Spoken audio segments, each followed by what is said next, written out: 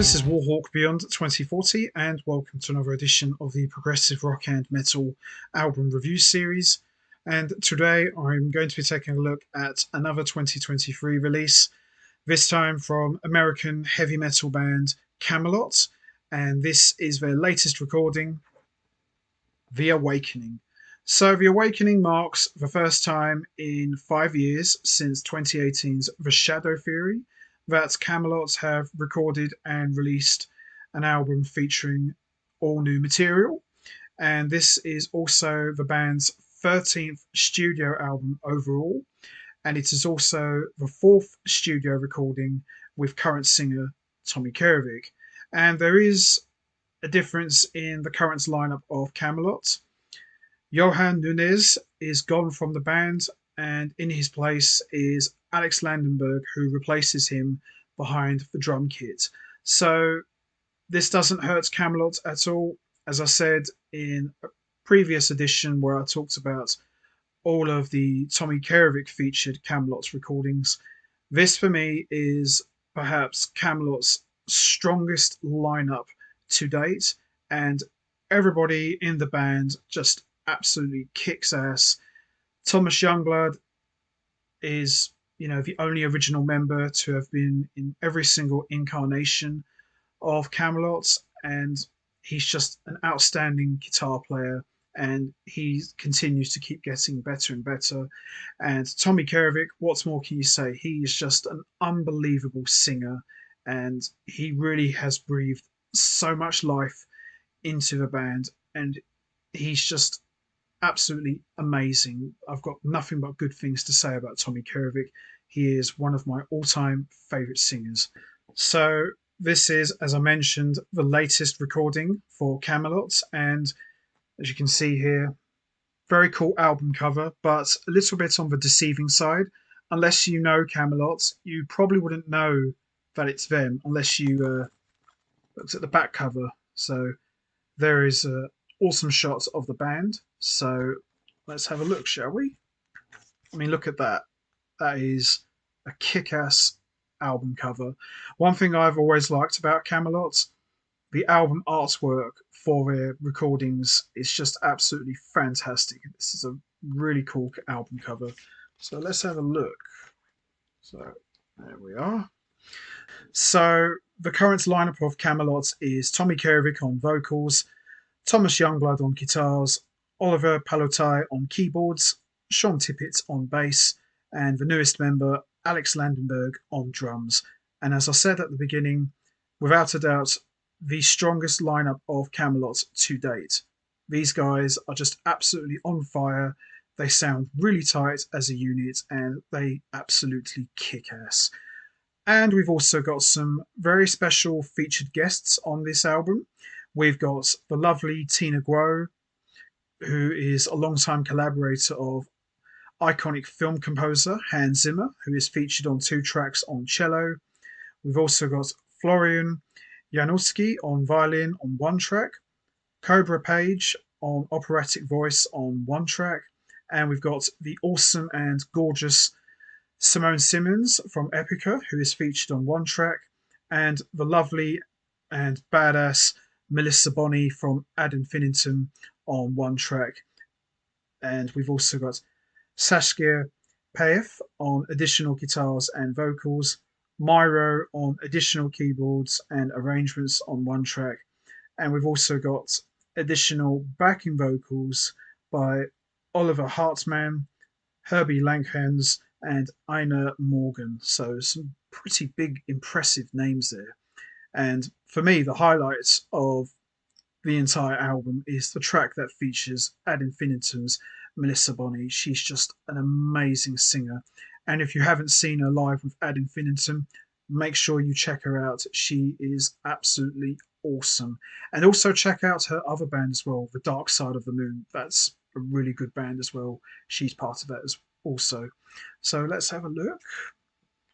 So, like I said, love the artwork for Kamelot albums. Really, really good designs that they come up with for these recordings.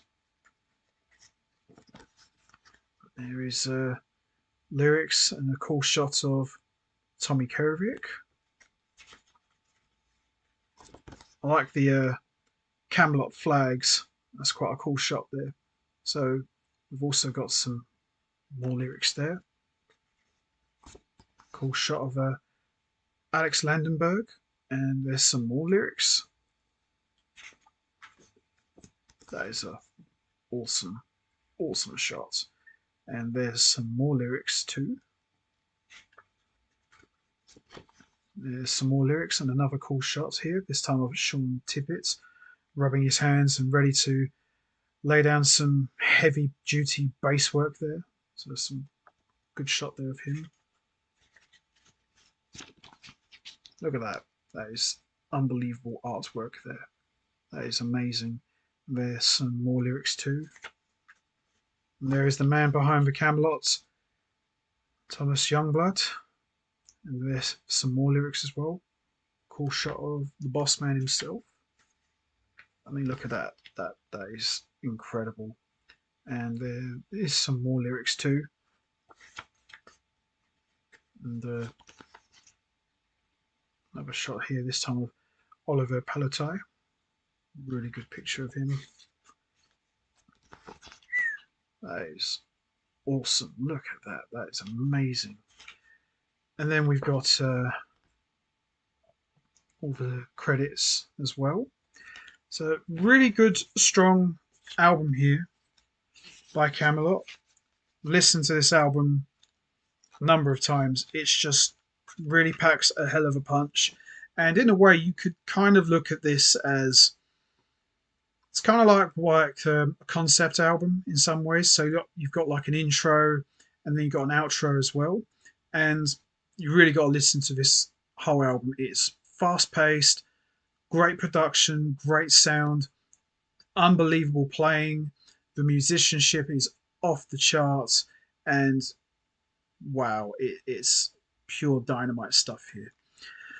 So we've got the intro, overture, The Great Divide, Eventide, One More Flag in the Ground, Opus of the Night, Ghost Requiem, Midsummer's Eve, Blood Moon, Night Sky, The Looking Glass, New Babylon, Willow, My Pantheon, Forevermore, and Empyrean, the outro. Really, really good collection of songs here.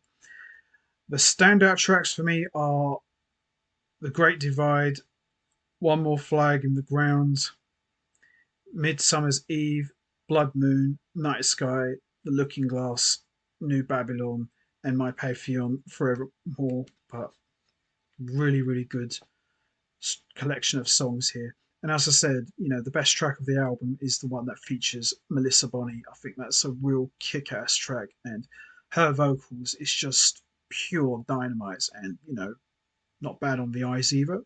Doesn't hurt. But this is a real kick-ass album. Kamelot continue to just keep getting better and better, and right now they're on the roll of their life, and they can do no wrong. And Karevik, for me, has never sounded better than he does on this album. He is just an amazing singer, and I'm looking forward to the day that I actually get to see Kamelot live with Karevik, because I have seen Kamelot once, but that wasn't with Karevik. That was with Fabio.